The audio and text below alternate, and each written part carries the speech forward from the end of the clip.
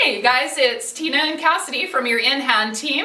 Myself, Tina, and Cassidy behind the camera today. We just wanted to talk quickly about some band work. There's been a lot of questions lately about how we use bands correctly, and we wanted to take this opportunity to be able to film you a little video series. Actually, we're going to have a couple of videos here in this series to explain how to use your bands. So the first thing that you want to look at when you get your bands, and you can find these anywhere, these are just human exercise bands, these two, the pink and the gray. This one is actually off of my Equiband system, which is an excellent system if you guys haven't looked at that before for your horse. Really valuable thing to have in your training kit. So I would direct you to their website, equiband.com, to be able to find out more about this. But I do have the three bands here, and the three bands are going to be important to us today because we're going to talk about using these bands in their different strengths. So when I look at the three bands that I have, this black band is actually my easiest to pull. So it has the most give to it when we're looking at the band. And this is going to be important when we get into how your horse responds to the band, but also how we're going to increase the levels of the band work.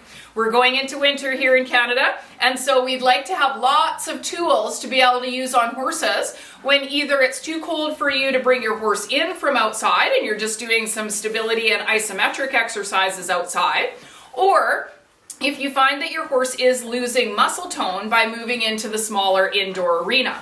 So then I'm going to move into my pink band next, which has a little bit more resistance to it. And then my gray band last, which has the most resistance. And I really have to pull on this one to be able to get any give. And it's important when you guys are buying your bands, if this is something you want to use on your personal horse, that you try to get a little bit of a variety. I like the three different ones, but there's tons that you can buy. Any of your wellness stores, or even at Walmart in the exercise section, you'll be able to find these bands, or I'm sure on Amazon as well. So really easy to locate if you're looking for the bands. And most bands do come in a variety, they say right on the package, so it'll be easy for you to find that way. These bands are a little bit shorter than the Equiband is, but honestly, unless you're doing body work, which you will see us do in a further video, these shorter bands work just fine for the legs, and I think most clients are going to benefit most from having your horse worked with the bands on the legs themselves. So let's talk about a little bit of logistics before we get into the exercises themselves. The first thing that you want to make sure of is you want to make sure that your horse is on a firm, flat surface that is safe.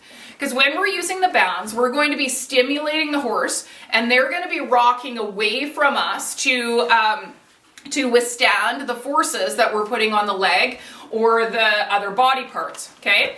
The other thing is I have my horse here tied to a little piece of twine, and that would be in case she was to pull back or get scared. We really want to make sure that your horse isn't hard tied when you're doing any of these exercises. If your horse is more nervous, you're going to have to introduce this to the horse quite a bit slower. So that's going to be really important. So making sure that we're looking at safety first, and then being able to add the exercises after we're sure the horse is comfortable. So in this first video, we're just going to introduce the horse to the bands themselves. This horse is used to bands, but on a new horse, I would come up and just let her smell, if she chose to, smell the bands and just make sure that she felt comfortable. Some horses are not comfortable with things moving around them, so just be sure that your horse has seen the band move, because you'd hate to be in the middle of an exercise and one of the tails of the band move, and then the horse get quite nervous because of that. So of course, just regular training things, making sure that she's seen the bands, that she feels comfortable with them. I'm even personally going to go as far as, especially if it was a horse that's never seen the bands before, I'm just going to rub them on the fur and just to make sure that she feels comfortable with the band moving, and that it's not a worry to her as I'm moving this band around. Because of course, as I use the band, when I pull for tightness, there is going to be a little bit of movement in that tail. So just making sure that your horse is comfortable with the bands themselves. All right, so I hope that you join us for the rest of this series. We're going to do a 3-part series here on using the bands. Our next part of the series is going to be actually using the exercise, or pardon me, doing the exercises with the legs of the horse. So thanks for joining us. And if you have any questions at all, please don't hesitate to reach out or join us on our social media at Inhand Equine Therapy, or on our teaching platform that has a lot of this material, including this series video will go up on there, which is inhandequinetherapy.podia.com. Until next time, bye for now.